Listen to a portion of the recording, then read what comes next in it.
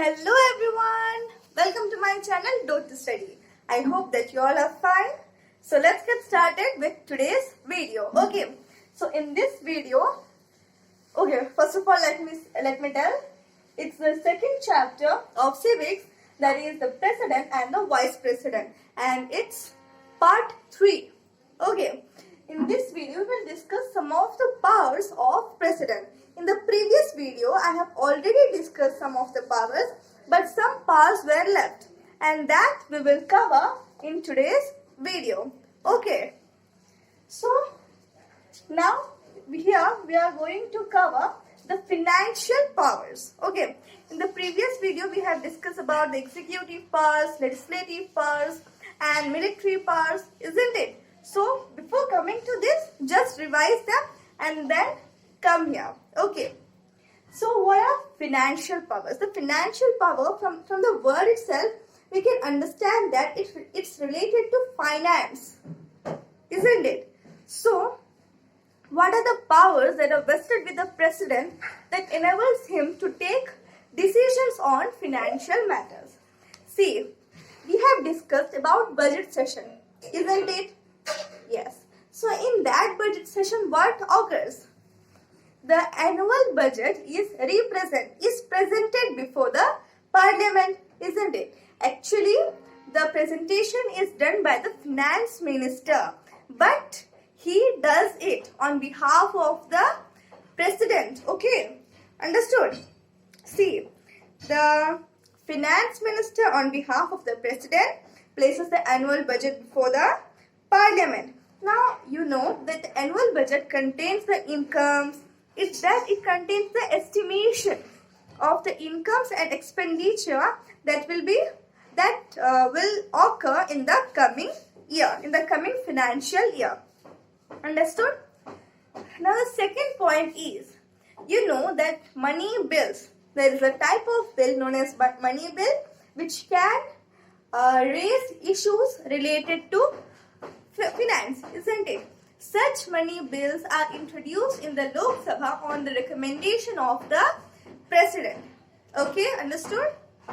Now the next is the annual financial statement is also laid before the parliament in the beginning of every financial year on behalf of the president. Now what is this annual financial statement?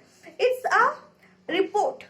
It's a report that shows the financial expenditures, earning, income, etc. regarding considering the last 12 months. Okay, so through the annual financial statement, we can come to know about all the incomes and expenditure of the government. Okay, the next one is the president can authorize the withdrawal of advances from the contingency fund. See, contingency fund, what is it? It's a money reserve. Okay, it's a money reserve in which the money are kept to be utilized in emergency situations. Okay, when the money that is allotted to the government by the annual budget is not sufficient, at that time money is withdrawn from the contingency fund of India. Okay, so the president has the power to authorize the withdrawal of money from the contingency fund of India during some emergency. Okay, then during some, not emergency, that is some what you can say, unforeseen expenditure. मतलब कि हम सोचे नहीं थे कि ऐसे भी तरह से ये भी चीज पे हमें एक्सपेंडिचर होगा, पर वो हो गया कुछ सिचुएशन के वजह से. ओके, सो वैसे केसेस में वो तो हमारे जो बजट है उसमें तो इंक्लूडेड नहीं होगा ना, तो इसीलिए गवर्नमेंट को वो पर्टिकुलर मैटर के लिए स्पेंड करने के लिए मनी नहीं मिलेगा. इसीलिए हम लोग कंटिजेंसी फंड ऑफ इंडिया से ऐसे कुछ अनफॉर्चुनेट एक्सपेंडिचर को मैनेज करने के लिए मनी विड्रॉ करते हैं, but the president will authorise it. Understood? The fifth one is, after every 5 years, the president appoints a finance commission comprising a chairman and 4 other members. Now, why he appoints? He appoints this commission so that they can give recommendations to the president in matters, in financial matters. Okay, so it was all about financial powers.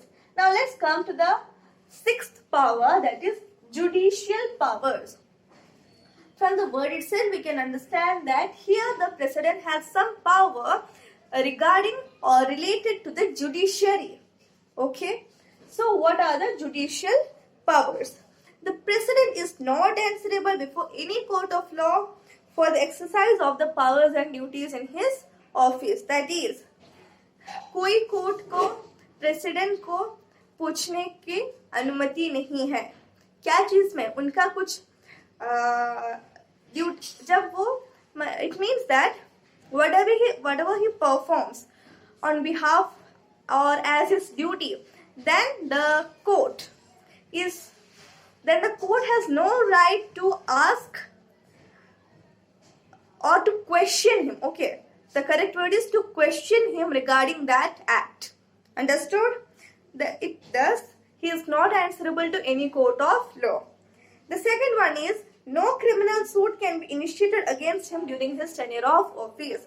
While the president enjoys his power, no criminal suit can be raised against him.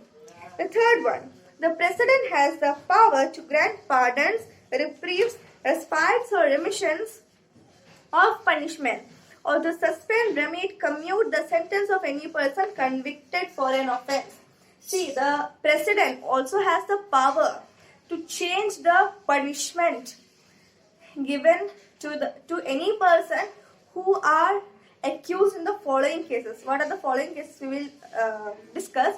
It means that and furthermore, if someone is sentenced to death, मतलब कि अगर court ने, कोई भी court ने, either high court और supreme court, अगर वो लोग किसी पर्सन को डेथ सेंटेंस दिए हैं, मतलब कि फांसी का पनिशमेंट दिए हैं, then the president has the power to change it.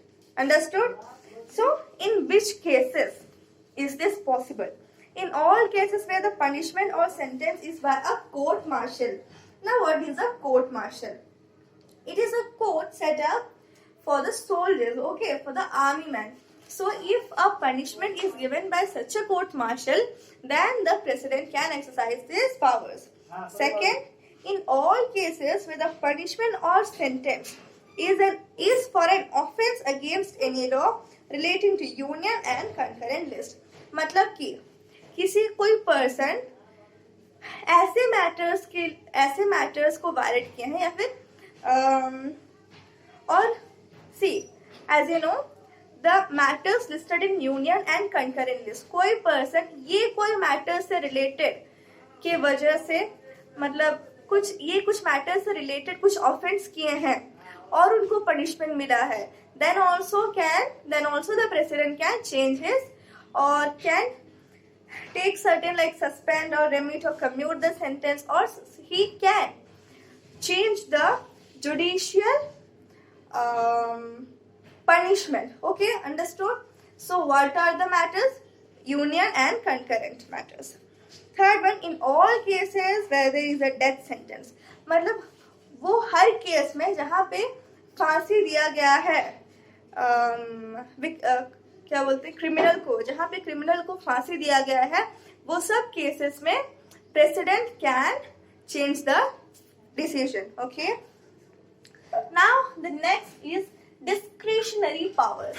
Now the president has such discretionary or special power in which he has to use his own common sense. Okay, and all the decisions are just up to him. What are they? First, appointment of prime minister, but not in the normal situation.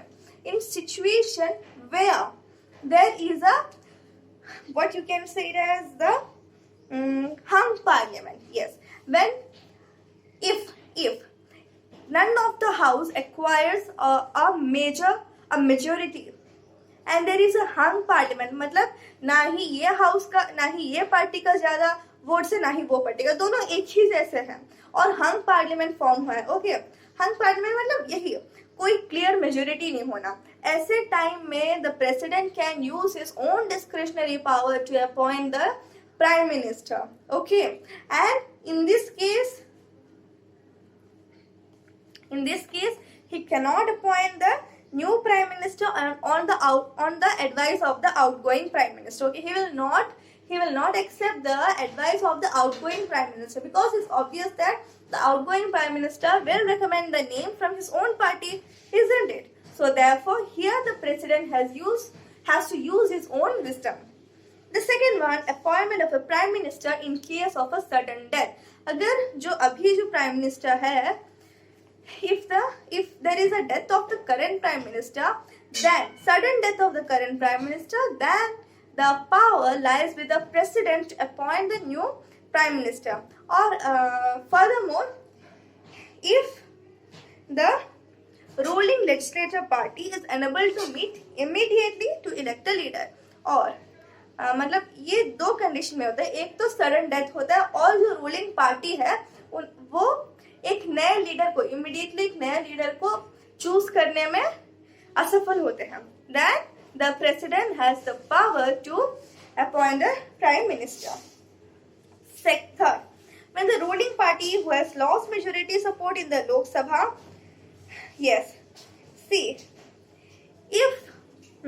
when the ruling party who has lost majority support in the Lok Sabha, or when a vote of no confidence may have been passed against it, recommends to the president to dissolve the Lok Sabha, then it is at the discretion of the president to either dissolve the house or ask any other party to prove its majority on the floor of the house. Okay, understood. It means that अगर जो अभी current ruling party है उनके against एक motion of no confidence पास हुआ, then it's up to the president to either dissolve the house or to ask the other party to prove their majority. कि दूसरा जो पार्टी अगर वो प्रूव कर दे कि वो that they have the majority of the members of parliament, then they can rule. Okay. Now the last one, the president can dismiss ministers when, in case अगर Lok Sabha dissolve हो गया है बट स्टिल लोकसभा के जो ministers हैं, members हैं, वो लोग रेसिग्नेशन देने के लिए तैयार नहीं है, then the president can dismiss those ministers. Okay.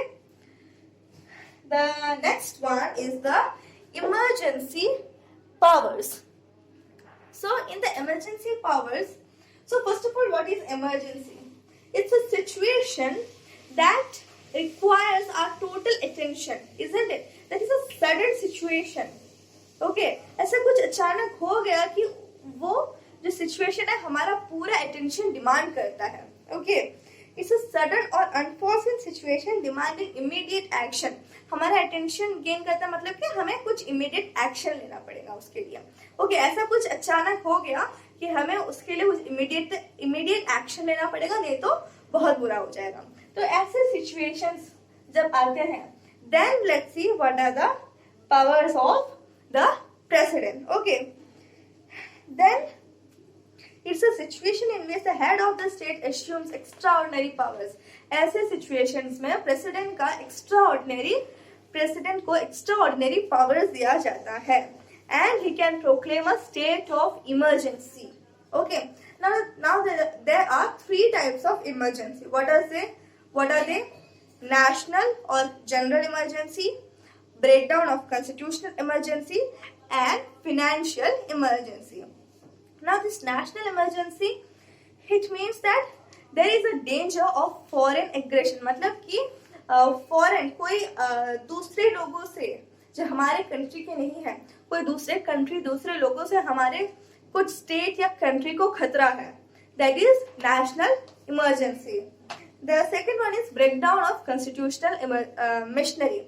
That is, if in a particular state the law and order is not at all followed and there is a complete breakdown of constitutional emergency, then and there is a complete breakdown of constitutional machinery, then the president can exercise his power and declare the state as under the breakdown of constitutional machinery. Okay.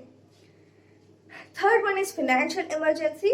If there is instability in our financial condition, then also the president can declare financial emergency. Okay, so here I just gave a brief idea about emergency powers. In my next video, I will discuss all the emergency powers one by one. Okay, so till the next time, bye bye and study well.